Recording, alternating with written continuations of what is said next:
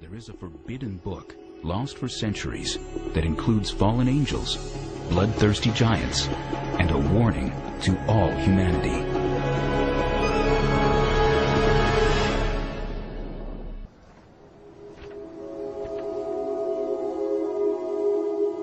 It is an ancient writing filled with divine secrets, dreams, and visions. A tour of heaven and hell, guided by the angel Uriel. The Book of Enoch is named for the man who the Holy Bible says walked with God. Enoch walked with God after the birth of Methuselah 300 years, and had other sons and daughters. Thus all the days of Enoch were 365 years. Enoch walked with God, then he was no more, because God took him. The Book of Enoch is named for a man who's mentioned in one sentence in the book of Genesis. We only know one sentence worth of information about him. And yet, somebody stopped, paused on that name, and thought, Enoch. If he was taken up into heaven, what might he have seen? It is a daunting manuscript. 5 volumes containing 108 chapters. For many ancient Christians, the Book of Enoch was essential. Yet it was banned from the Christian Bible. We don't know why this literature was ultimately excluded from the canon. Perhaps it's because of its description of the fall of the rebel angels and their mating with mortals. Perhaps its understanding of the end of time fell out of favor with Jews and Christians. The Book of Enoch begins with a warning to all humanity that a divine judgment has been rendered and a sentence will be imposed. God tells Enoch that all life on earth will be destroyed in a violent flood, and, as with the story in Genesis, God blames this evil on the sons of God, angels who lusted after the daughters of men. These angels are sometimes referred to as watchers. They keep constant watch. And they decide one day, about 200 of them, that they're going to descend to the earth. They would like to very much make contact with these mortal women. The Book of Enoch may have been an attempt to expand on the mysterious giants, the sons of God, and the daughters of the earth, spoken of in Genesis. Anytime you read the book of Genesis, there are all kinds of unanswered questions. Suddenly, there is this quick few verses at the beginning of the flood story about giants in the land that come from the sons of God mixing with the daughters of the earth. And you stop and think, wait a minute, what's this all about? It's like it went by too fast. And you want to grab it and say, wait a minute, what was this? The Book of Enoch offers a disturbing vision of the fall of the angels who lust after earthly women. And they began to go into them, and to defile themselves with them, and they taught them charms and enchantments. And they became pregnant, and they bare great giants whose height was 3,000 ells. And when men could no longer sustain them, the giants turned against them and devoured mankind.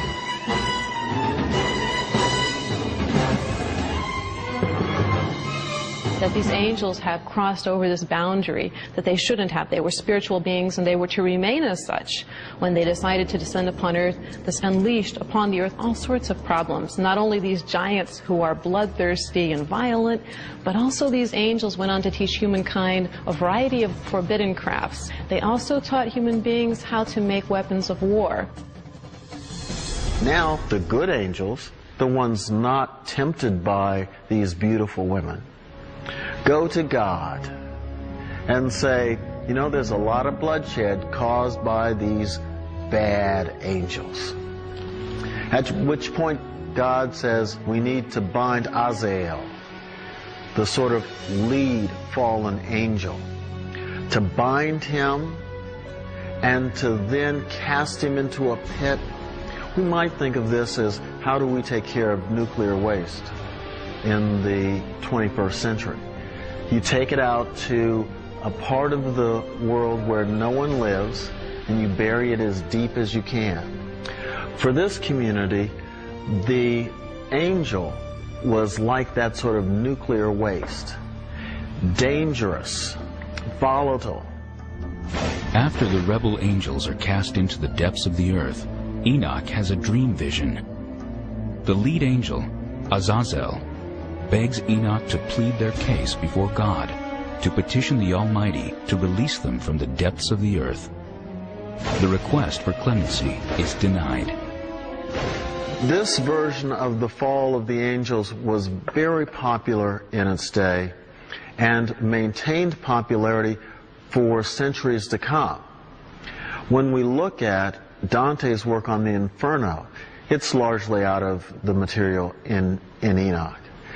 When we look at various snips of the New Testament, Enoch seems to be in play.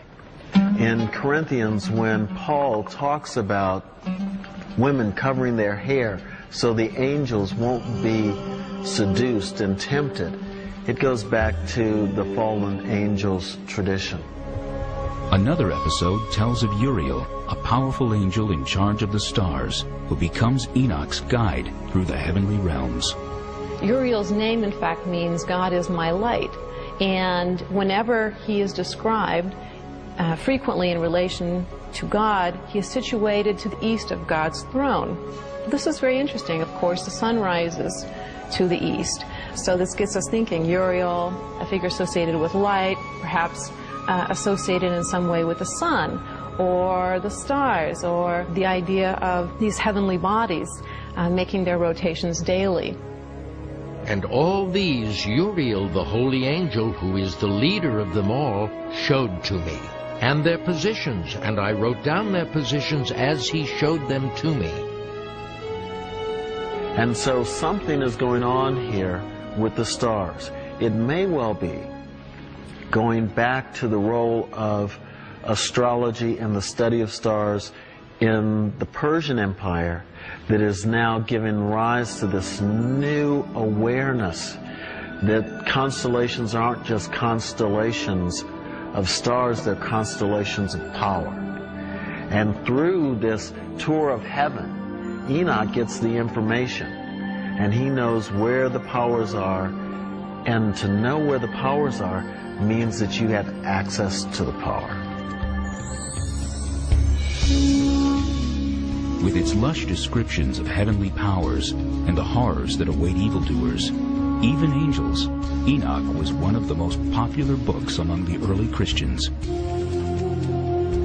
We know that some early Christians considered the writings of Enoch to be authoritative, to contain actual revelation from God.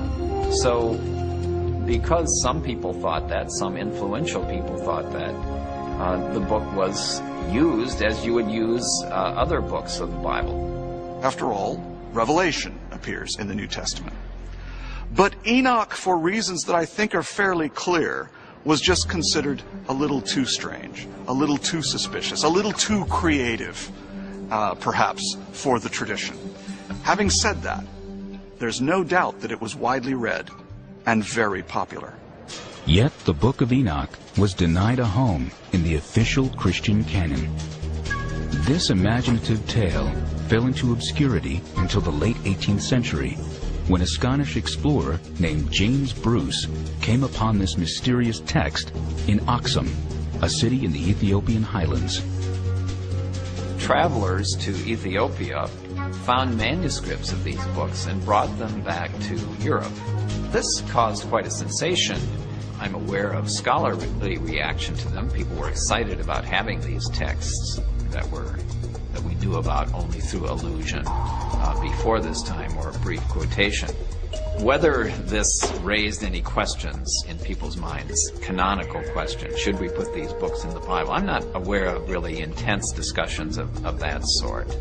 Until the mid-20th century, the Book of Enoch was assumed to be of interest only to the very early Christians. We now know that Enoch was sacred to Ethiopian Christians all along. Part of the reason why this probably became part of their canon is because of the mythic story of the foundation of the Ethiopian monarchy. You have Sheba, who goes to see King Solomon, and the story goes that not only does she bring gifts, she brings a little bit of something back home. She's pregnant with Solomon's son. That son is Menelik. Menelik is the first dynastic king of Ethiopia. He actually goes back and retrieves the Ark of the Covenant from Solomon because Solomon is not taking care of the kingdom properly.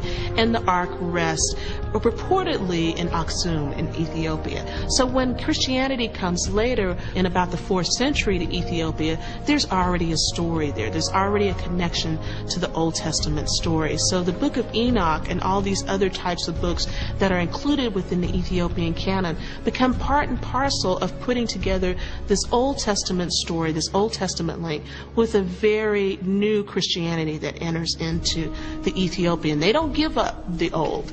They put it all together with the new and blend it together.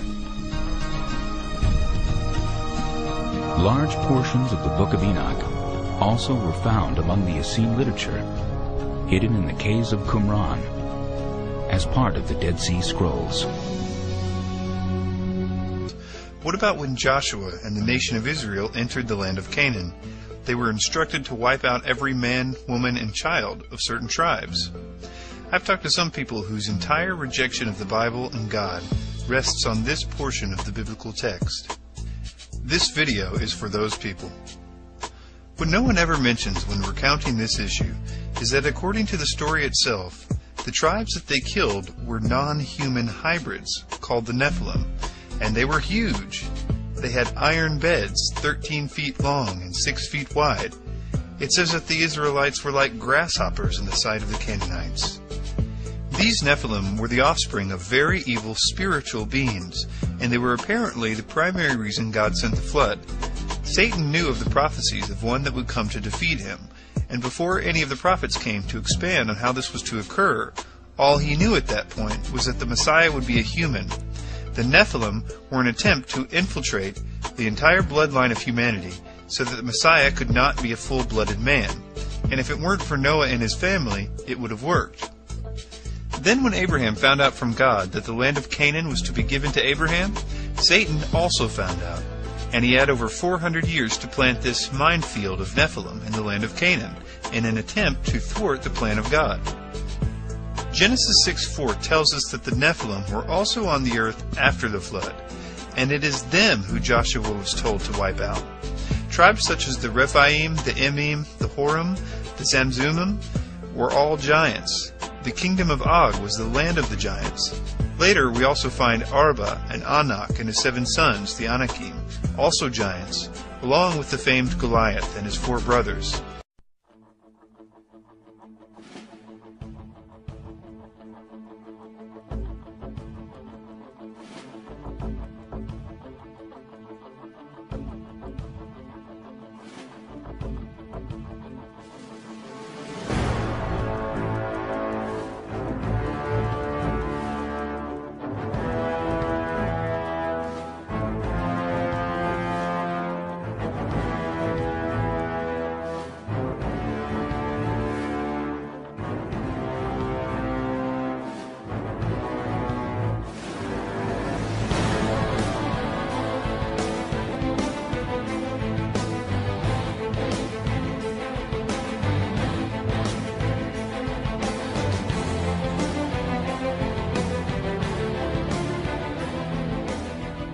The ancient Hebrews referred to the angels as B'nai Elohim, meaning the sons of God. The Bible reveals to us that these angels were present during the creation of the heavens and the earth. Although spiritual beings, they can take on the form of man. Like Jesus, when angels take on the form of flesh, they become subject to the flaws and temptations of the flesh.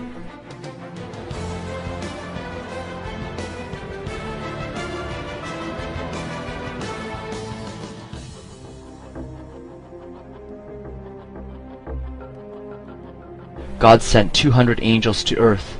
They descended upon Mount Hermon to teach man righteousness, but fell into sin like the original fallen ones, who were cast out of heaven.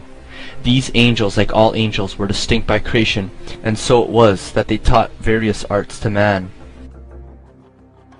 Samyaza, who was their leader, said unto them, I fear you will not indeed agree to do this deed, and I alone shall not pay the penalty of a great sin. And they all answered him, and said, Let us all swear an oath, and all bind ourselves by mutual imprecations, not to abandon this plan, but to do this thing. Then sware they all together, and bound themselves by mutual imprecations upon it, and these are the names of their leaders. Arachiel, the angel of the earth, taught the science of nature. Kokabeel, the angel of stars, taught astrology, and Tamael taught the killing of the innocent in the womb.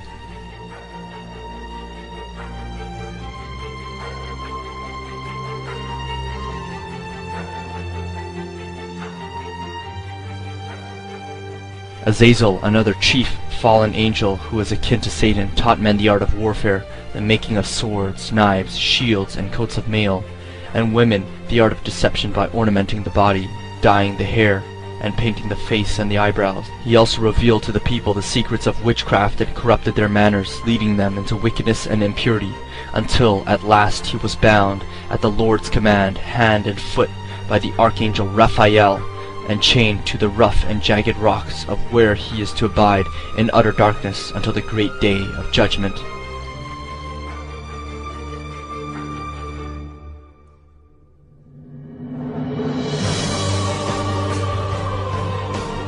The ancient fallen angels of the Old Testament subsequently produced a race of giants upon the earth. Tall in stature like the angels, they often stood anywhere between 10 to 30 feet in height. The Bible refers to the Nephilim most notably as Anakims, Emims, Rephaim, Avims, and Zamzummims.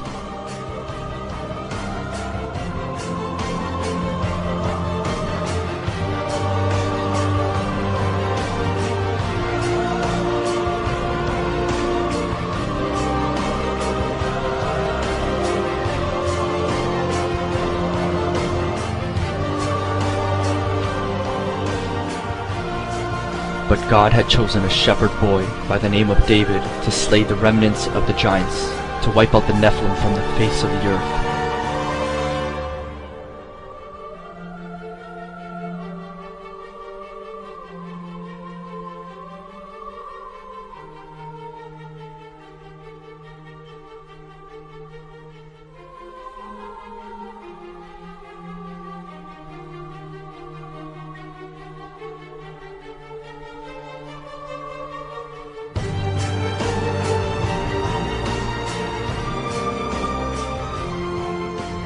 The remains of these giants have been found on every continent all over the world. They are recorded and referred to by ancient Jewish sources, historians, early church fathers, native tribes, and ancient peoples. It was not until the 4th century when teachings of the fallen angels and Nephilim were abolished. There was a deviation that higher spiritual beings could not resist temptation while monks were taking vows of celibacy. In a place called Baalbek, monolithic stone blocks can be seen. These structures are older than the Mayan and Inca temples and are so precisely fitted together. The trilithon stones are the largest solid stone blocks used in construction in the world, each weighing an estimated 1,375 tons. We have no modern-day crane or machinery that can lift anything near that weight. Thousands of these stones have been cut, quarried, and moved a mile away. Within the Baalbek ruins, many artifacts, grave sites, and tombs have been discovered as well.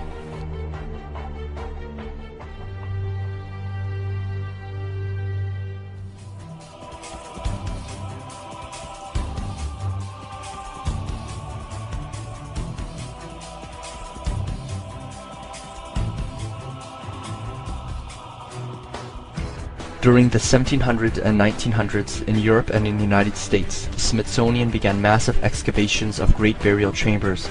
These numerous serpent mounds contained massive-sized skeleton remains of gigantic heights and proportions.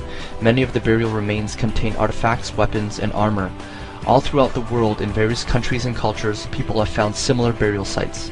The origins of giants and beastly creatures are rooted from the fallen angels, but have been adopted and changed throughout the world's diverse cultures.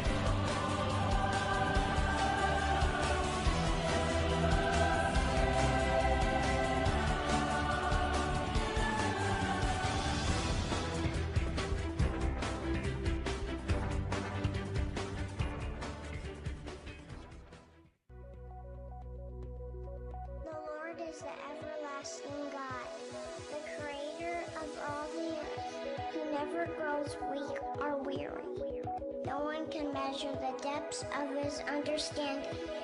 He gives power to the weak and strength to the powerless. Even youths will become weak and tired, and young men will fall in exhaustion. But those who trust in the Lord will find new strength. They'll soar high on wings like eagles. They'll run and not grow weary. They'll walk and not faint.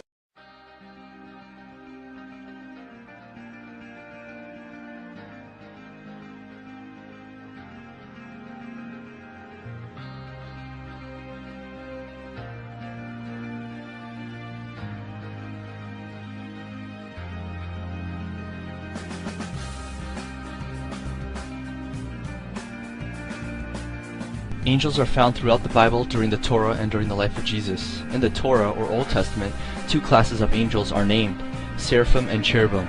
St. Paul assigns additional ranks of angels. The 7 additional classes are angels, archangels, principalities, powers, virtues, dominions, and thrones. While some rankings work together in unison, some are separate and distinct. The angelic hierarchy can be compared to the church body. All are important and significant, and all work together to form the whole angelic body. In Judeo-Christian history, angels are a medium of God's power. They exist to execute God's will and carry out important tasks. They have revealed themselves to individuals as well as whole regions and nations of people, announcing news and coming events. Angels constitute God's court, sitting in the council with him. Hence they are called his council of the holy ones and the assembly of the saints. Psalm 89:7.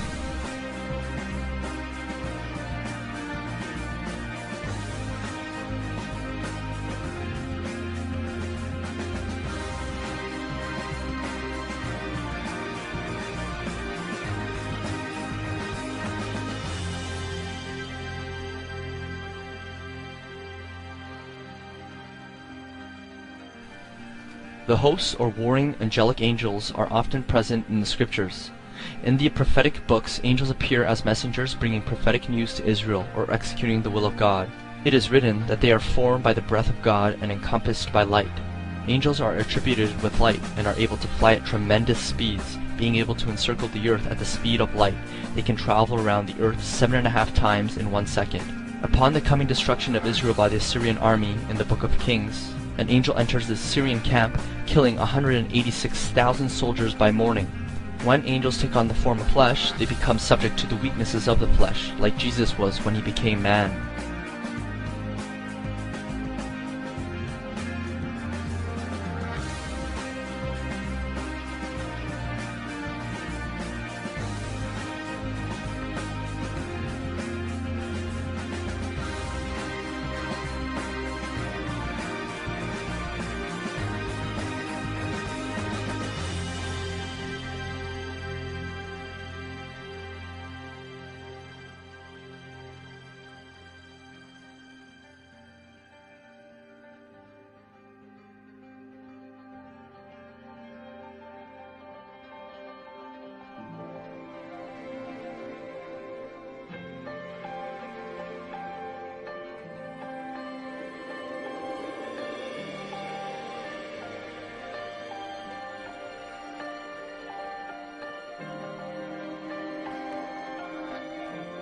Most theologies agree that angels are technically genderless in their native spiritual form. However, angels are given masculine roles such as warrior and guardians, and so it follows that they are generally male-like in their fleshly form.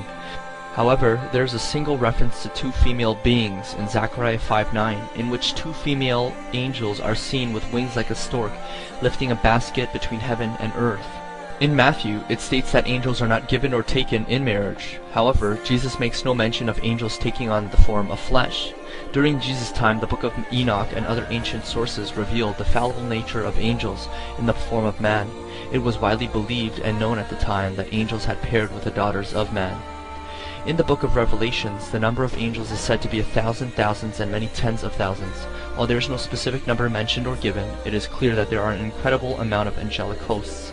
The fallen angels account only for 1/3 of the entire host, and there are said to be other angels who fell from grace on Mount Hermon in the Old Testament.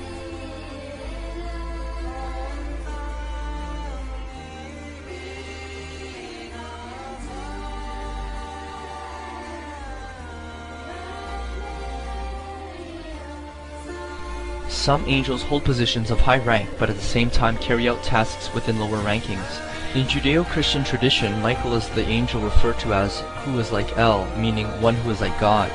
Michael is viewed as the field commander of the army of God, or one of the chief prince angels. He is mentioned in the book of Daniel, the book of Jude, and the book of Revelations. In the book of Daniel, Michael appears as one of the chief princes, who in Daniel's vision comes to the angel Gabriel's aid in the clash of the fallen angel Debiel, the principality or power of Persia.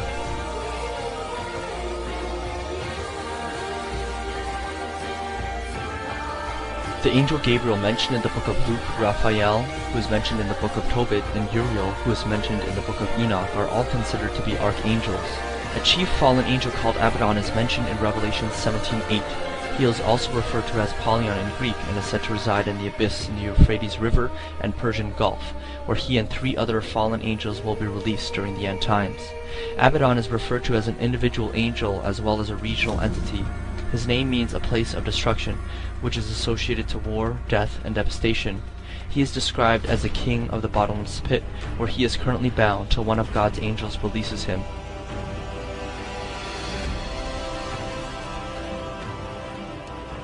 In the testimony of Solomon, Michael, the archangel, visits King Solomon and bestows upon him a ring of great power.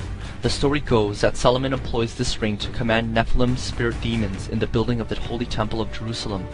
The ring of Sabaoth, or ring of the hosts, was able to cast out demons, control them, or even seize chief fallen angels. King Solomon is introduced as giving his experiences in meeting with the various demons, each of whom he asks their names as well as the name of the angel that can overpower them.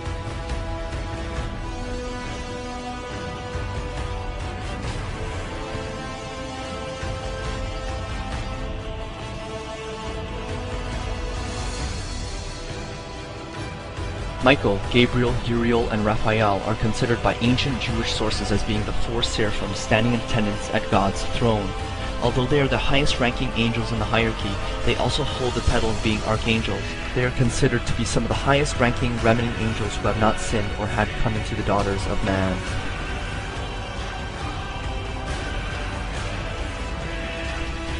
There are several mysterious appearances of an angel referred to as the angel of the Lord. In the Testament of Solomon, many of the demon spirits reveal that they fear and flee at the sound and authority of an angel, which has the sum of 644 in his name. In Exodus it is written, Behold, I send an angel before thee, to keep thee in the way, and to bring thee into the place which I have prepared. Beware of him, and obey his voice. Provoke him not, for he will not pardon your transgressions, for my name is in him. Exodus 23:20-21.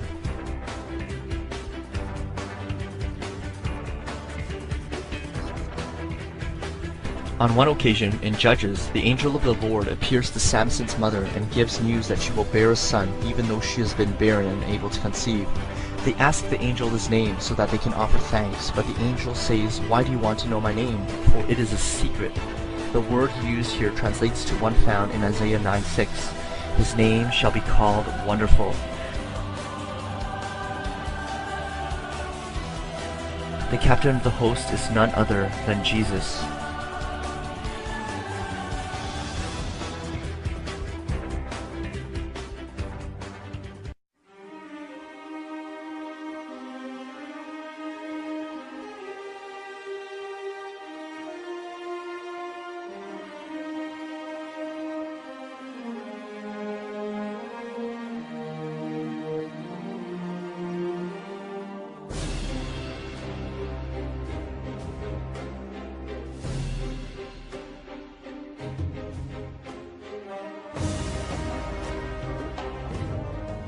The seraphs or seraphim are generally accepted to be the highest order of God's angelic servants.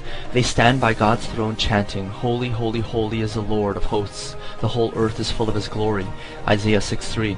Seraphim serve as the caretakers of God's throne. The name seraphim means the burning ones. They are beings of pure light and thought and have direct communication with God.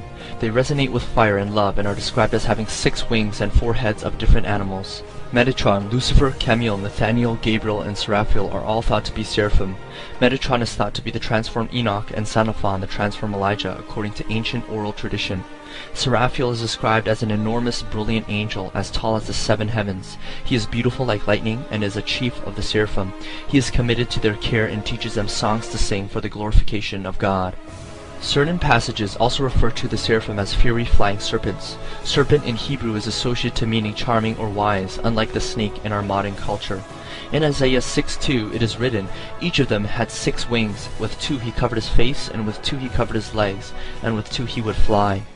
Another interpretation is that the word comes from Rapha, meaning healer, and Ser, meaning higher being. There is much confusion in the ranks of angels. Some of the seraphim are considered archangels, even though the archangels are ranked 6 orders below that of the seraphim.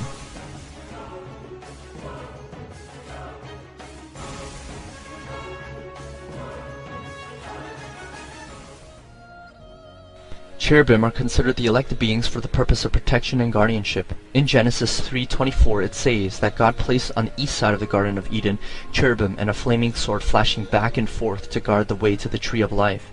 The Hebrew word cherub is translated by some scholars as one who intercedes, and by others as knowledge. They are said to have 4 wings and 4 faces. Exodus 25 talks of how the ark was to be decorated with a cherubim, while 1 Samuel 4:4 says the Lord is enthroned between the cherubim.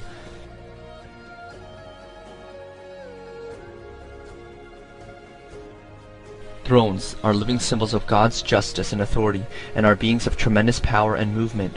Thrones are known in Scripture as the bearers of justice. They are assigned and associated to planets and the channeling of energy of God throughout the universe. This position makes them some of the most powerful angels in the service of the Lord. Like their counterparts in the second angelic triad, they come the closest to all angels to spiritual perfection, and emanate the light of God with mirror-like goodness. They, despite their greatness, are said to be intensely humble, an attribute that allows them to dispense justice with perfect objectivity and without fear or pride or ambition. Because they are living symbols of God's justice and authority, they are sometimes personified as the chariots of God.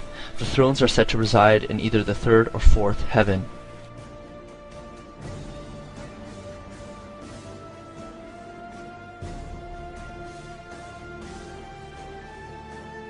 Dominions are said to regulate angelic duties. The Greek name kuriotes translates to lordships. They are also known as the hashmalim, those who hold the task of regulating the duties of the lower angels. They rarely make themselves physically present to man, and they are also the angels who preside over nations. The dominions are believed to look like beautiful human beings with a single pair of feathered wings. They may be distinguished from other groups by wielding orbs of light fastened to their heads of their scepters or on the pommel of their swords. They have been ascribed to be located in the second heaven. The virtues, or strongholds, are angelic beings who bestow blessings in the world. They are angels of great power and are said to ensure the cosmos remains in order. They are associated with heroes and instill courage and are known as the brilliant or shining ones. They are said to have escorted Christ to heaven during the ascension.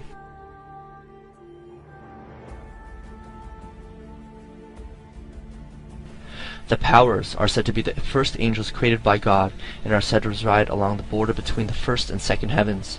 Their job is to guard against demonic powers and to oversee the distribution of power among mankind in hopes that the bad will not overpower the good. They are warrior angels created to be completely loyal to God. However, some believe that many powers have fallen from grace. Some sources indicate that the angel Camiel was believed to be the leader of the powers, but later fell from grace. Camiel is also said to have been one of the 7 angels who stand in the presence of God. Legends surrounding Camiel claim that he wrestled with Jacob and even tried to prevent Moses from receiving the Torah. The principalities are those angels who are in charge of nations and great cities on earth. Later they became the protectors of religious denominations. Another possible chief is Enoch, who was one of the 7 angels of creation. He is associated with human sexuality and is also the governor of the second heaven. In Jewish and Christian sources there are 7 archangels. All agree on Michael, Gabriel, Raphael, and Uriel. The other 3 are either Metatron, Ramiel, Seriel, Enel, Raguel, or Raziel.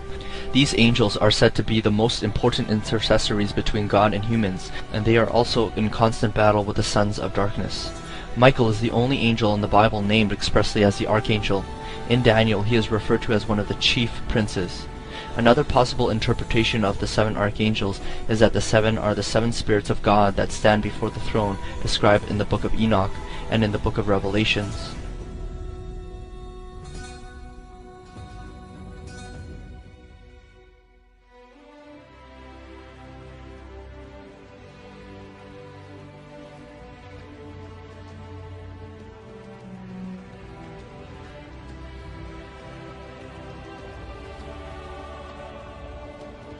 The last order of the hierarchy is that of the angels. The Hebrew term for angel, malak, means a messenger, and in the Persian angros, which means courier. They are intermediaries between God and human mortals, often assigned as personal or guardian angels. They concern themselves with the affairs of living things and man. They have varied tasks and duties which encompass their role. Angels are also believed to carry words of knowledge that foretell prophetic and unknown things of divine nature.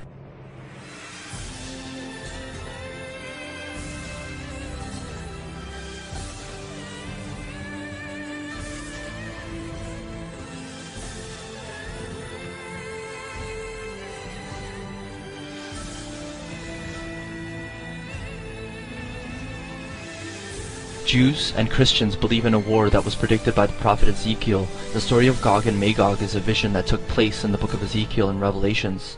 Scholars believe that this second appearance in Revelations is a contradiction or a mix-up of biblical timeframes. However, the reference of battle of Gog and Magog in Revelations is not a contradiction, but a prophecy. Gog appears in Ezekiel before the tribulations and almost 1,000 years later during the millennial reign of Jesus. The one known as the chief of Eshketebal is shrouded in mystery. However, to understand who or what this entity is, we must look at other ancient sources. The first recorded alphabet is in the Sumerian language. It has a word similar to Gog, but is pronounced Gug. Gug translates to darkness. As it is applied to the invader of Magog, it becomes apparent that this entity is a chief fallen angel.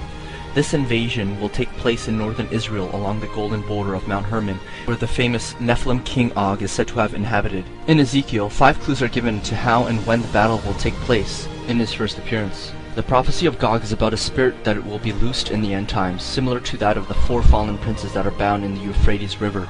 He is said to be like the king of the north, perhaps ruling in the northern region of Turkey or Russia.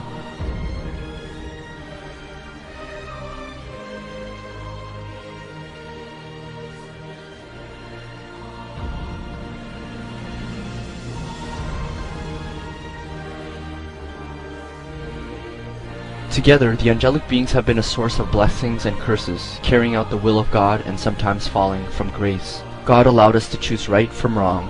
life from death, to love or follow him, or to hate and reject him. It began with Lucifer in the Garden of Eden appearing as a brilliant, charming angel of light, and we fell into sin, tainting the world that God had made for us. But yet God was not done.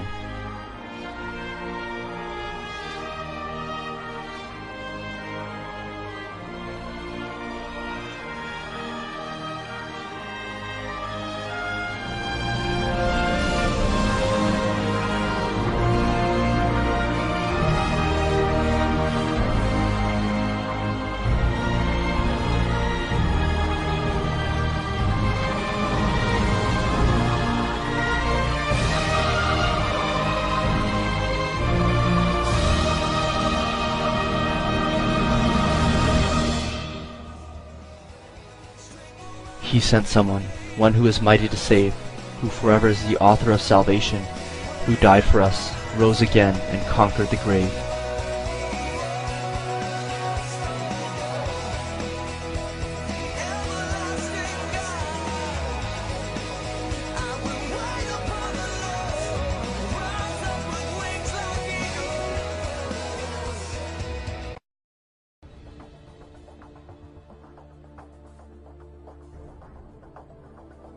The angels looked upon God's work with approval and joyous praise, the angelic host almost an infinite amount, equivalent to the stars in all the heavens. Instruments of God, they have been shrouded in mystery and intrigue. The Jewish teachers of law prohibited the incantations and prayers to the angels.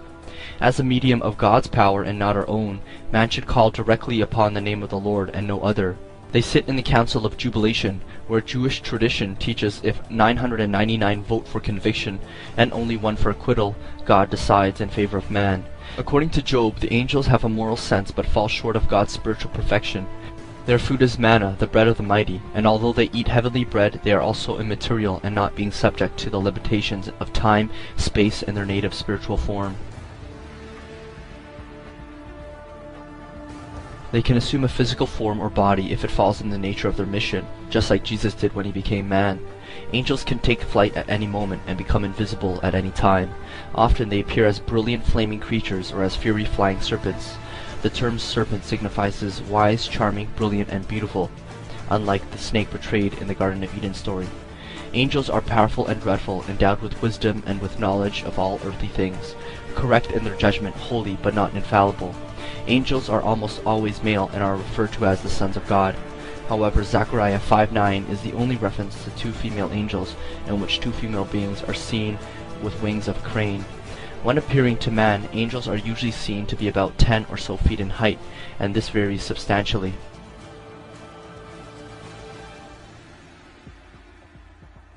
An angel named Xenophon is said to be taller than his fellow by the height of a journey of 500 years, and is said to reach heaven if standing on the earth. Other angels, although awesome in size, do not manifest themselves in such a manner as to be sensible in their interactions and tasks laid before them. Although angels are the essence of fire, they are also thought to be equally natured in water, God making peace between the two elements in perfect harmony. In rabbinical and biblical history, angels have been associated with force elements of nature. There are angels over winds, fire, water, and even ones resembling eagles, lions, and various animals. Jewish teaching always identifies angels as wearing a breastplate or tablet inscribed with the name of God on their chest.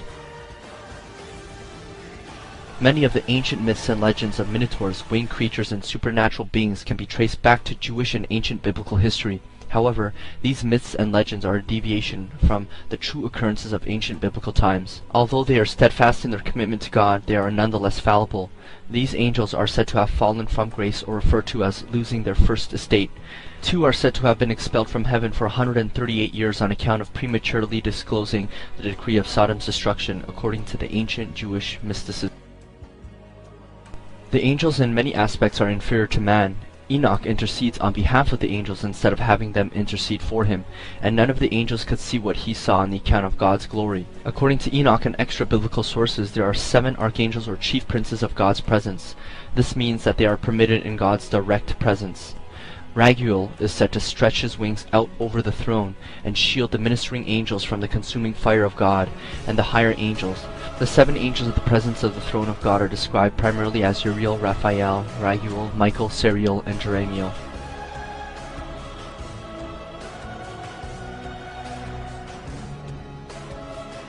Michael, named as the fourth out of the seven, is first in rank. As leader, he is probably meant to stand in the middle as a chief ruling prince. On the other hand, Michael, Gabriel, Raphael, and Uriel are introduced as the four angels of the face of the Lord.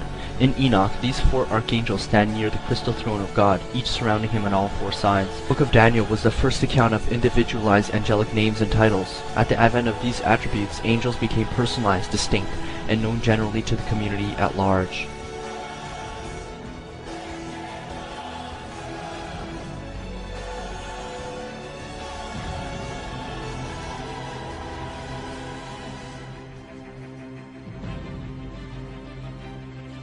The celestial city of New Jerusalem, located in heaven, is said to contain a sanctuary where Michael is said to stand in position. Like a high priest on earth, he offers up praises to God. Michael is also said to have been present at the building of the Tower of Babel, where he and a few other angels decided to confuse man's speech. This detailed account of the Tower of Babel prevails all over the world, including ancient China, where the ancient Chinese culture developed their topography, historical, biblical creation, the flood, and the coming of Jesus. Whenever Michael appears on earth, he is accompanied by Gabriel and is said to bring Shekinah glory, or the holy presence of God. Gabriel, another well-known archangel, is known as the Prince of Ripening Fruit. According to the Midrash, he is also known as Gabriel the Mightiest, showing Moses how to fashion a candlestick. Gabriel is attributed to gold, the color of fire, while Michael and Uriel are attributed to silver and copper. Gabriel has wings like the other angels, but while Michael reaches the earth in one flight, Gabriel is said to require two.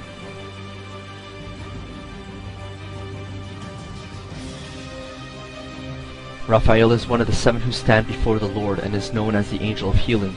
According to the Talmud, he appears with Michael and Gabriel healing Abraham after circumcision. He is the first mentioned in the Apocrypha, and is the angel who bound up Azazel, the fallen angel who took upon himself the daughters of man. Azazel fell from grace and taught mankind the art of warfare, witchcraft, and deception. According to the Testament of Solomon, Raphael overpowers and frustrates many of the dead Nephilim spirits, now known as demons, who seek to inhabit and possess human bodies. Raphael is identified with the element of earth and rainbows, who is also ordained over the four heavenly rivers coming from the throne.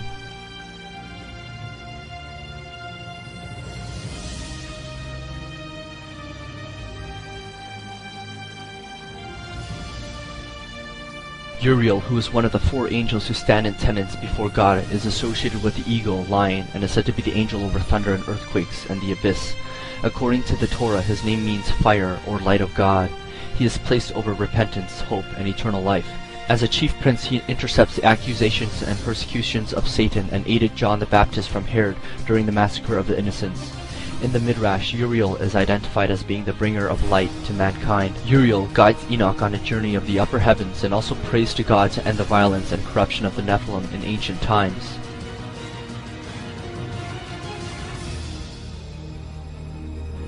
In the Old Testament biblical writings, there is a term which signifies the messenger of the Lord or captain of the host. This occurs singularly in the Hebrew and denotes a special self-manifestation of God. The angel or messenger says, "I am God of Bethel," and the same appearance is the same distinction as the burning bush that appeared to Moses. At times, this identity appearing in human form clearly distinguishes himself from the Lord who sends him. This appearance is the manifestation of God in the flesh, the Messiah Jesus Christ, who the Jewish tradition does not affirm or recognize. The manuscript and revelation of Moses is an account in which he travels up through the clouds and into the heavens on a celestial journey. Upon his arrival, the angels ask God, "What does this man born of a woman desire?" God replies he is to receive the Torah, in which the angels disapprove. When Moses went up into the cloud of heaven, Chemiel, the janitor of the first gate, with 12,000 angels of destruction under him, went to strike him, but succumbed. As he arrived at the second gate, Hadraniel, who exceeded the former 600 parasangs in length, came with his darts of fire to smite him, but God interfered. Finally, he came to the precincts of Sandalphon, the angel who towers above the rest by the length of 600 years' journey, and when standing on the earth reaches his head up to the heavens. Standing behind the heavenly chariot, he weaves crowns for the Most High, while all the host of heaven sing praise. Then Moses came to the stream of fire, which consumes even the angels, and God caused him to pass through unscathed. Next came Raziel. The wings of Raziel are spread out like a curtain and keep off the breath of the holy creatures, for otherwise all the ministering angels would be burnt by them. Michael, the great prince, is seen standing at the right side of the throne, along with Gabriel on the left. Metatron is seen standing at the door of the palace of God. And at last, a troop of terrible angels could be seen encircling the throne of God. They were more powerful and mighty than all of the other angels. All of these angels wished to strike down Moses by the breath of their mouths. But out of the fear of the mighty, the King of Kings, they had no power to injure him, for they were all full of fear before the Lord. Throughout time, God has used the angels as ministers to bring counsel, healing, and good news. After Jesus' death on the cross, God sent us the Holy Spirit to minister to us and to dwell within us. The fallen angels and demonic spirits frequently have used the guise of holy angelic beings to sway and lead man away from God. They have sought to reveal all sorts of false religions and New Age philosophies, corrupting man and perverting the truth. No other name given under heaven saves. Repent and trust in Jesus alone for your salvation.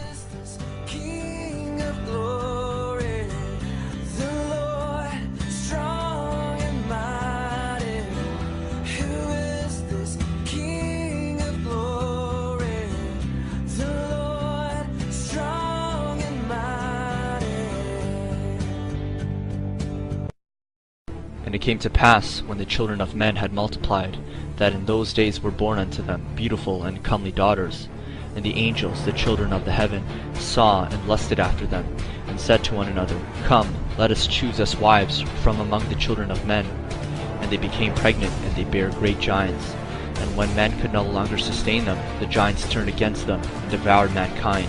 And they began to sin against birds, and beasts, and reptiles, and fish, and to devour one another's flesh, and drink the blood.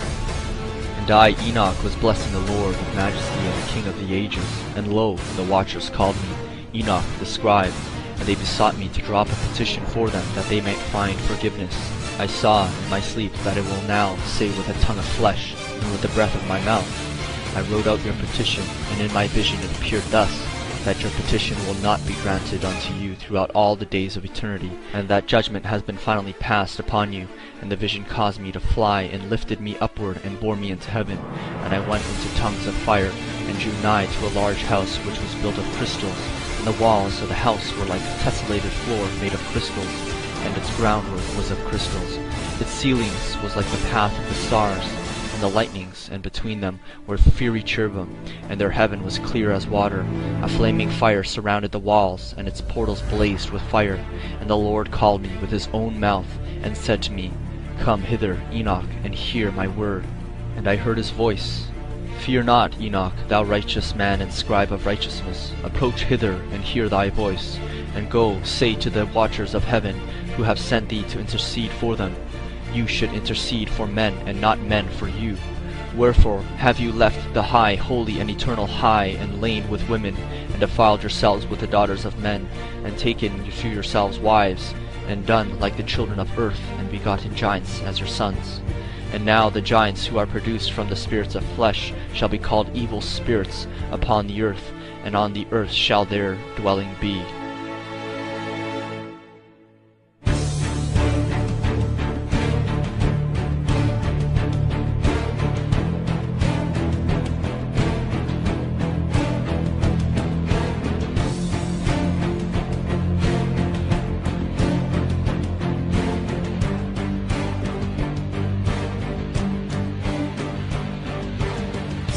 Uriel said to me, Here shall stand the angels who have connected themselves with women, and their spirits assuming many different forms are defiling mankind, and shall lead them astray into sacrificing to demons as gods.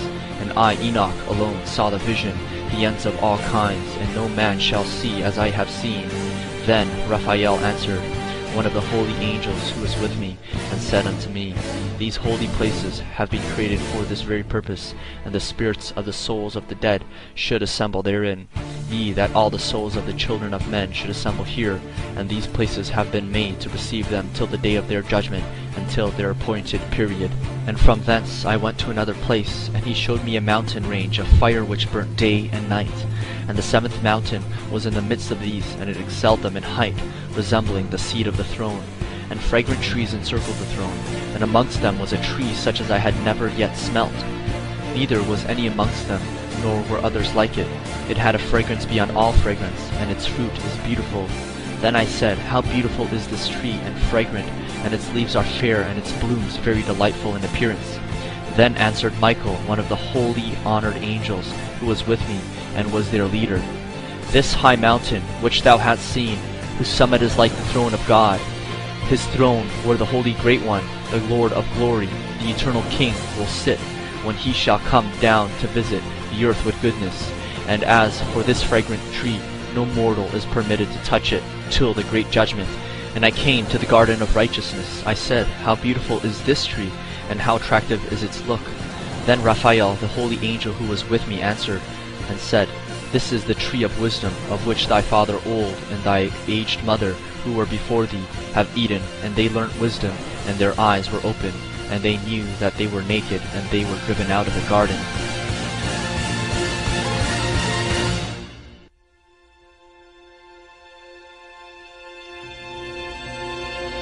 And after that I saw thousands of thousands, and 10,000 times 10,000s. I saw a multitude, beyond number and reckoning, who stood before the Lord of spirits. And on the four sides of the Lord of spirits I saw four presences, different from those that sleep not. And I learned their names, for the angel that went with me made known to me their names, and showed me all the hidden things.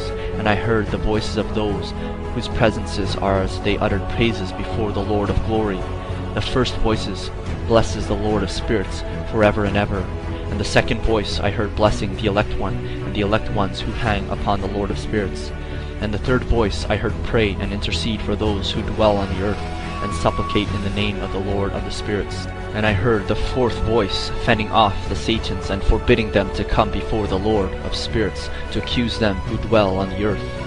After that I asked the angel of peace who went with me, who showed me everything that is hidden, Who are these four presences which I have seen, and those words I have heard and written down? And he said to me, This first is Michael, the merciful, the long-suffering, and the second, who is set over all the diseases and all the wounds of the children of men, is Raphael. And the third, who is set over all the powers, is Gabriel. And the fourth, who is set over repentance unto hope of those who inherit eternal life, is named Uriel. And these are the four angels of the Lord of spirits, and the four voices I heard in those days. And after that I saw all the secrets of heaven, and how the kingdom is divided, and how the actions of men are weighed in the balance. And there I saw the mansions of the elect, and the mansions of the holy, and mine eyes saw there all the sinners being driven from thence, which deny the name of the Lord of spirits. And there I saw one who had the head of days, and his head was white like wool. And with him was another being whose countenance had the appearance of a man, and his face was full of graciousness, like one of the holy angels. And I asked the angel who went with me, and showed me all the hidden things concerning that Son of Man. Who was he, and whence he was, and why he went with the head of days? And he answered and said to me, This is the Son of Man, who hath righteousness, with whom dwelleth righteousness, and who revealeth all the treasures of that which is hidden.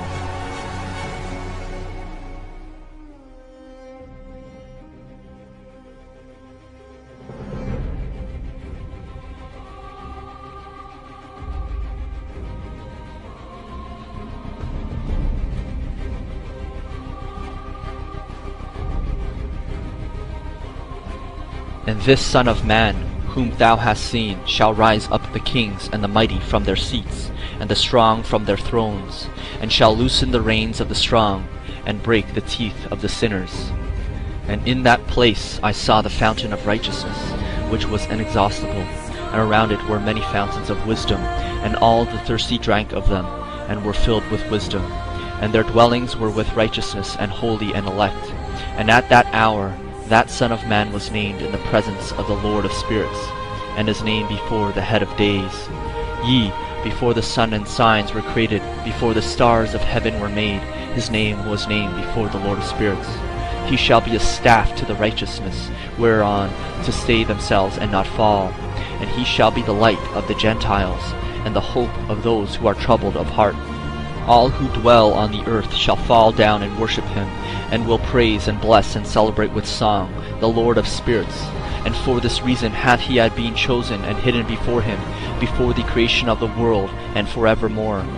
And the wisdom of the Lord of spirits hath revealed him to the holy and righteous. For he hath preserved the lot of the righteous, because they have hated and despised this world of unrighteousness, and have hated all its works and ways in the name of the Lord of spirits. For in his name they are saved. And the Lord of spirits will have compassion on them, for his compassion is great, and he is righteous also in his judgment. And in those days shall the earth also give back that which has been entrusted to it, and Sheol also shall give back that which it has received, and hell shall give back that which it owes. For in those days the elect one shall rise, and he shall choose the righteous and holy from among them. For the day has drawn nigh that they should be saved, and the elect one shall in those days sit on my throne, and his mouth shall pour forth all the secrets of wisdom and counsel. For the Lord of spirits hath given them to him, and hath glorified him. And in those days shall the mountains leap like rams, and the hills also shall skip like lambs satisfied with milk, and the faces of all the angels in heaven shall be lighted up with joy, and in the earth shall rejoice, and the righteous shall dwell upon it, and the elect shall walk thereon.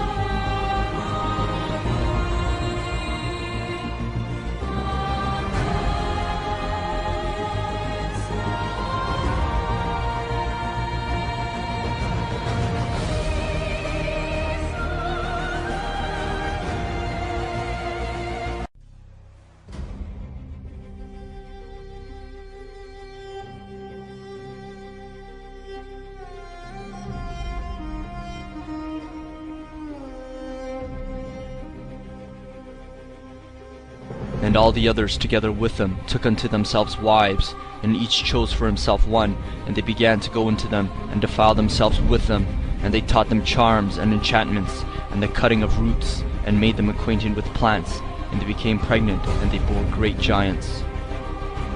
And they began to sin against birds and beasts and reptiles and fish, and to devour one another's flesh, and drink the blood. Then the earth laid accusation against the lawless ones. And Azazel taught men to make swords and knives and shields and breastplates, and made known to them the metals of the earth, and the art of working them, and bracelets, and ornaments, and the use of antimony, and the beautifying of eyelids, and all kinds of costly stone, and all coloring tinctures. And there arose much godlessness, and they committed fornication, and they were led astray, and they became corrupt in all their ways. Semyaza taught enchantments and root cuttings. Amoros, the resolving of enchantments. Barachiel taught astrology. Kokabel, the constellations. Ezekiel, the knowledge of the clouds. And Rachiel, the signs of the earth.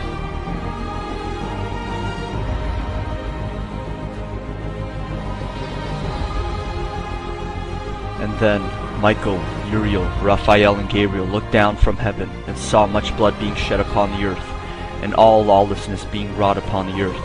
And they said to the Lord of ages, Lord of lords, God of gods, King of kings, and God of the ages, the throne of thy glory standeth unto all the generations of the ages, and thy name holy and glorious and blessed unto all the ages. Thou seest what Azazel hath done, and hath taught all unrighteousness on earth, and revealed the eternal secrets which were preserved in heaven, which men were striving to learn.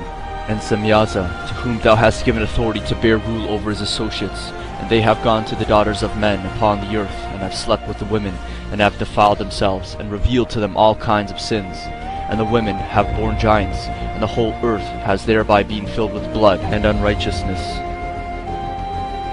Then the Most High, the Holy and Great One, spoke, and sent Uriel, and said to him, Go to Noah, and tell him in my name, hide thyself, and reveal to him the end is approaching, and that the whole earth will be destroyed, and a deluge is about to come upon the whole earth, and will destroy all that is on it.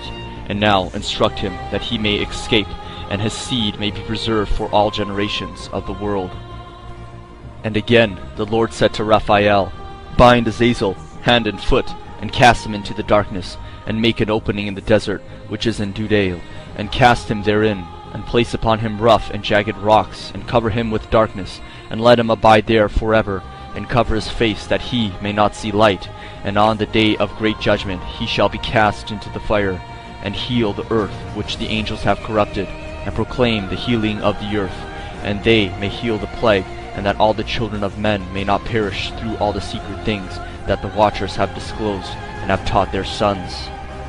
And to Gabriel said the Lord, proceed against the bastards and the reprobates, and against the children of fornication, and destroy the children of the watchers from amongst them, and send them one against the other, that they may destroy each other in battle. For length of days shall they not have, and no request that they make of thee shall be granted unto their fathers on their behalf, for they hope to live an eternal life, and that each one of them will live 500 years. And the Lord said unto Michael, Go bind Semyaza and his associates, who have united themselves with women, so as to have defiled themselves with them in all their uncleanliness. And when their sons have slain one another, and they have seen the destruction of their beloved ones, bind them fast for 70 generations in the valleys of the earth, till the day of their judgment and their consummation. In those days they shall be led off to the abyss of fire, and to the torment, and to the prison in which they shall be confined forever. And whoever so shall be condemned and destroyed will form henceforth be bound together with them unto the end of all generations, and destroy all the spirits of the reprobate and the children of the watchers, because they have wronged mankind. Destroy all wrong from the face of the earth, and let every weak work come to an end, and let the plant of righteousness and truth appear, and it shall prove a blessing. The works of righteousness and truth shall be planted in truth and joy forevermore. And they took and brought me to a place in which those who were there were like flaming fire, and when they wished, they appeared as men. And I proceeded and saw a great place which burns day and night, where there are 7 mountains of magnificent stones, one of pearl and one of jacinth, and those towards the south of red stone. But the middle one reached to heaven like the throne of God of alabaster, and the summit of the throne was of sapphire. And I saw a flaming fire, and I saw the deep abyss with columns of heavenly fire, and among them I saw columns of fire fall. And beyond that abyss I saw a place which had no firmament of the heaven above, and no firmly founded earth beneath it. There was no water upon it, and no birds, but it was a waste and a horrible place. I saw there 7 stars like great burning mountains, and to me, when I inquired regarding them, the angel said, This place is the end of heaven and earth. This has become a prison for the stars and the host of heaven, and the stars which roll over the fire are they which have transgressed the commandment of the Lord in the beginning of their rising, because they did not come forth at their appointed times. And Uriel said to me, Here shall they stand, the angels who have connected themselves with women, and their spirits assuming many different forms are defiling mankind, and shall lead them astray into sacrificing to demons as gods. Here shall they stand till the day of great judgment, in which they shall be judged till they are made of an end. And the women also of the angels who went astray shall become sirens, and I, Enoch, alone saw the vision, the ends of all things, and no man shall see as I have seen. And these are the names of the holy angels who watch: Uriel, one of the holy angels who was over the world and over Tartarus; Raphael, one of the holy angels who was over the spirits of men; Raguel, one of the holy angels who takes vengeance on the world of the luminaries; Michael, one of the holy angels, to wit, he that is set over the best part of mankind and over chaos; Serachiel, one of the holy angels who was set over the spirits who sin in the spirit; Gabriel, one of the holy angels who was over paradise and the serpents and the cherubim; Remiel, one of the holy angels whom God set over those who rise. From thence I went to another place to the west and the ends of the earth, and I saw a burning fire which ran without resting. I asked, saying, What is this which rests not? Then Raguel, one of the holy angels who was with me, answered me, and said unto me, This course of fire which thou hast seen is the fire in which the west persecutes all luminaries of heaven.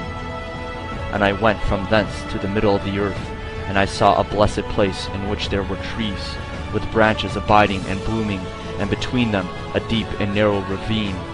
And all the ravines were deep and narrow, of hard rock, and trees were not planted upon them.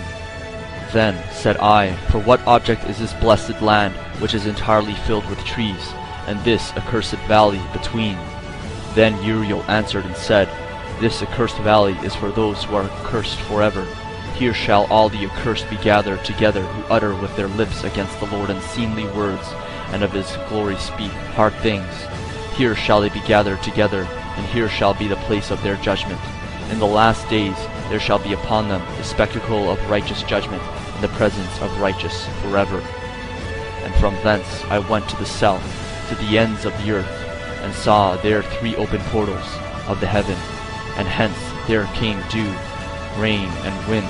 And from thence I went to the east, to the ends of the heaven, and saw here the 3 eastern portals of heaven, open and small portals above them. Through each of these small portals pass the stars of heaven, and run their course to the west on the path which is shown to them.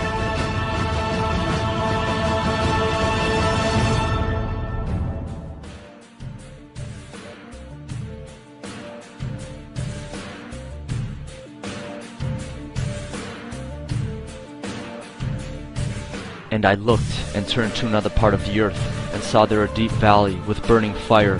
And I asked the angel of peace who went with me, saying, For whom are these chains being prepared? And he had said unto me, These are being prepared for the hosts of Azazel, so that they may take them and cast them into the abyss of complete condemnation.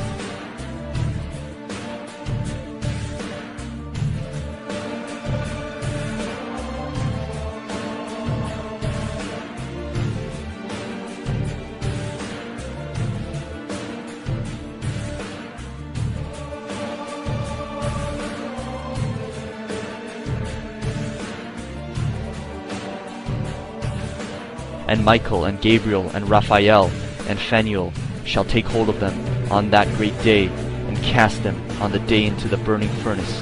And the Lord of spirits may take vengeance on them for their unrighteousness in becoming subject to Satan, and leading astray those who dwell on the earth.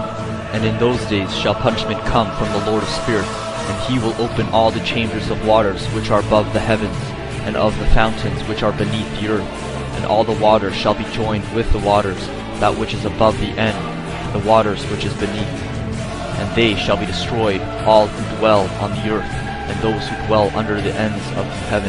And when they have recognized their unrighteousness, which they have wrought on the earth, then by these shall they perish.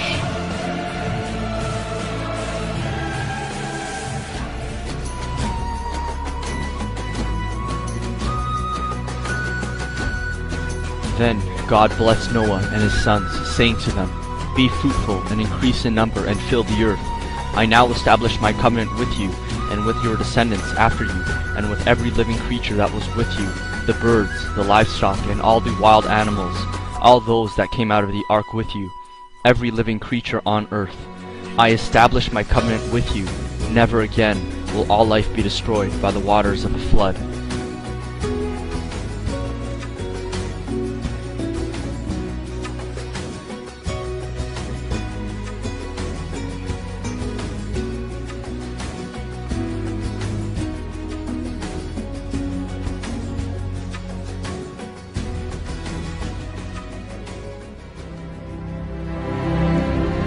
Maha amanindi.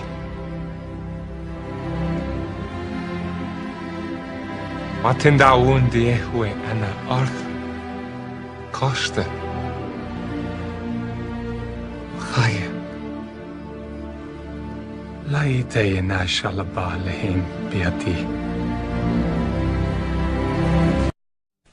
Then I heard the angels chanting, Holy, holy, holy is the Lord Almighty. The whole earth is full of His glory.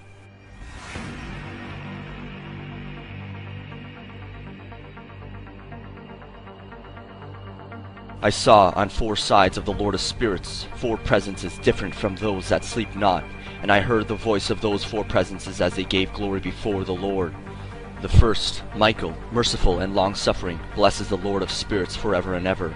The second, Raphael, set over the diseases of children of men, blesses the elect one, the Messiah, and the elect ones who cleave to the Lord of Spirits. The third, Gabriel, set over all the powers, intercedes on behalf of the inhabitants of the earth. And the fourth, Uriel, set over repentance and hope of eternal life, prevents the Satans from accusing men. These 4 stand near the crystal throne of God, which is encircled by flaming fire, seraphim, cherubim, and Ophanim. These beings are referred to as those that sleep not, and guard the throne of His glory. But above all these angels is seated the Most High, the Lord of glory, and seated at His right hand the elect one. According to ancient texts and rabbinical traditions as handed down by Rabbi Meir of the 2nd century, Enoch is taken up into the heavenly realms by 2 angels of fiery appearance. He sees the 3rd heaven and the sun and the stars, and the former surrounded by phoenixes and other winged creatures, and attended by 15,000 angels, who take off his crown each evening to bring it to the Lord, and set it upon his head again each morning. In the 4th heaven he sees hosts of angels, armed for judgment, while serving God with cymbals and singing. In the 5th he sees the watchers, 4 orders, in grief over their fallen fellow angels, but still singing. In the 6th heaven, legions of angels more resplendent than the sun, the archangels set over the sun, the stars, the seasons, the rivers, the vegetation, the living things, and the souls of men, with 7 phoenixes, seraphim, cherubim, and 7 6-winged creatures, in the midst of them, sing with one voice, indescribably beautiful, while rejoicing before the Lord. And finally, in the 7th heaven, I saw a very great light, and all the fiery hosts of great archangels, and incorporeal powers and lordships and principalities and dominions, cherubim and seraphim, thrones and the watchfulness of many eyes, 10 troops according to their rank. Day and night without ceasing they sing, Holy, holy, holy, Lord God of Sabaoth, heaven and earth are full of thy glory. This is the Irabot where I saw the face of the Lord like iron, burnt in the fire emitting sparks, wonderful beyond words, and the great throne of the Lord, not made by hands, and hosts of cherubim and seraphim surround him.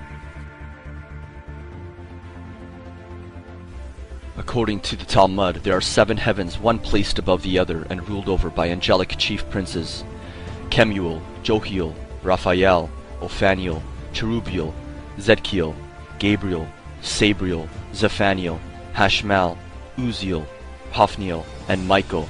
These 10 archangels are believed to be the first chief princes that were created, and Metatron is believed to be appointed over them, who is also said to be to transform Enoch from flesh and blood into flaming fire. The fall of the angels is known to have been led by Satan. From Babylonian mythology, he is also known as Lucifer, as the main adversary against the holy and righteous God. He is described and attributed to many characteristics and names, like the Prince of Power of the Air, a reference to the dominion he has over the evil spirits who are permitted to go forth throughout the regions of the earth's atmosphere and space. In time, these angels who were cast out of heaven for their defiance against God turn their eyes on mankind.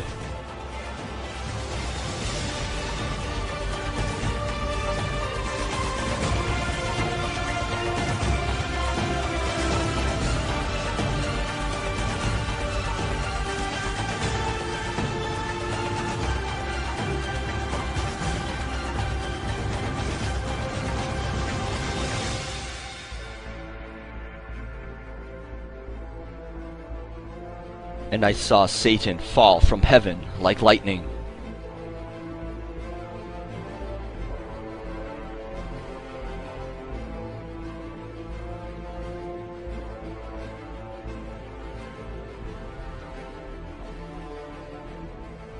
Some angels came down to teach mankind righteousness, but instead fell from grace as a result of their sinful pleasures of the flesh. These fallen angels became the hosts of giant Nephilim, who were of immense stature and terror. The Nephilim would eventually be wiped out by the flood, and a second time by King David and his mighty men. The giant beings known as the Nephilim became wandering evil spirits and the seducers of mankind. In Hebrew, they are called the Rephaim, and are mentioned many times in the Bible. The Nephilim were on the earth in those days, and also after that, when the sons of God came in unto the daughters of men, and they bore children to them. Those were the mighty men of old, men of renown. Genesis 6:4.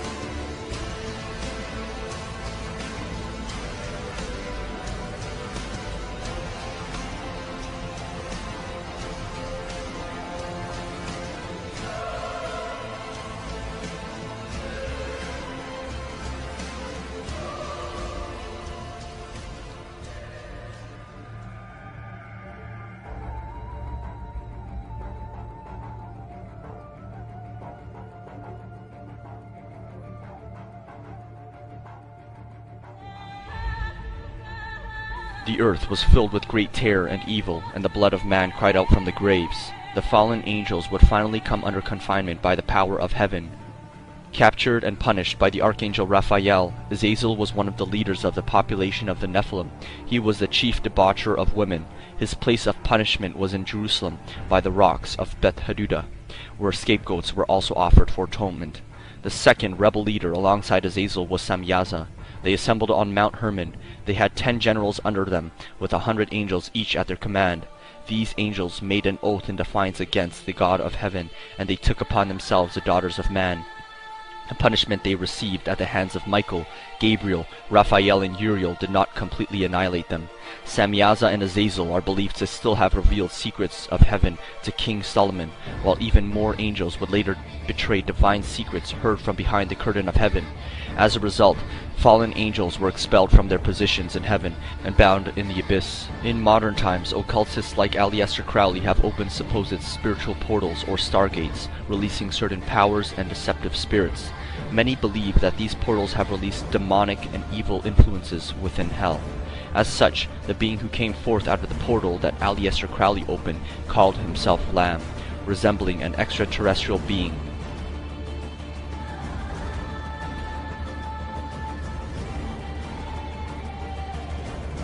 Angels throughout the ages have taught mankind truth and righteousness.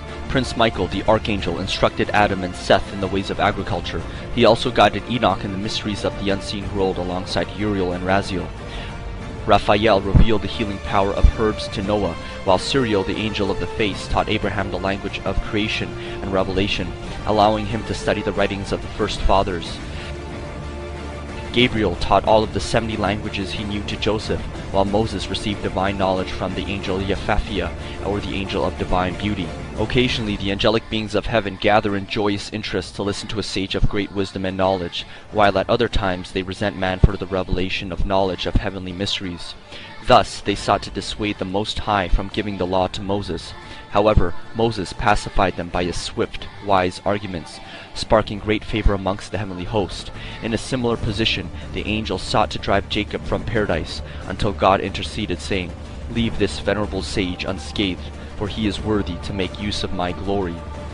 The angelic host placed over judgment are fierce and powerful. Moses described them as a terrible troop of angels, more powerful than all of the other angels. They are described further from God's vocation, thus affording man the opportunity to repent and turn away from their sin. They are described in the Testament of Abraham as slinging the souls of the wicked, and are under the leadership of 7 chief princes, which are under the angel of death.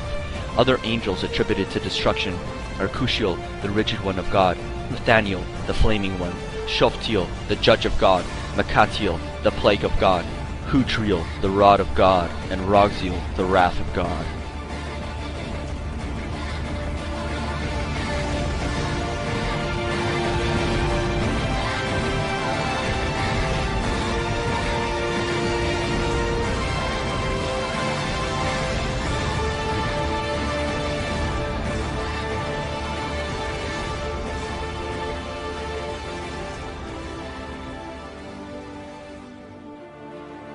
Writers of the Talmud and the rabbinical teachers of law were inclined to individualize the angels and assign distinctive characteristics, positions, and rankings.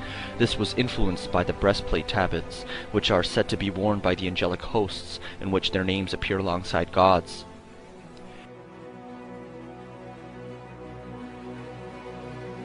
Ancient Hebrews commonly gave a testimony to their children before their death, and this tradition has been captured in ancient oral traditions like the fragments of the 12 patriarchs.